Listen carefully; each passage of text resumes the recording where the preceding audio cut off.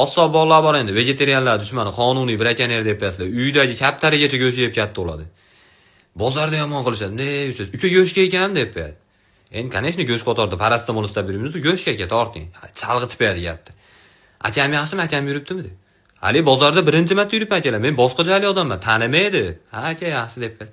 Uka o'zimiznikisiz, mo go'shtga yaq qo'shmadim, ichi suv qo'shmayman demak, salapanchiga aqulani biqinini tikib beradi, bilmay ko'tarib keta olasiz. Qassob oshnam bor deydilar, hayvondan umuman qo'rqmaydi-da bular. O'zi g'altadancha kattaroqda matqoq bo'ladi. Bunday turib olib, bir tonnali hayvon oldi. Te jonivor. Qo'rqma. Qo'rqma, bu bir tonna.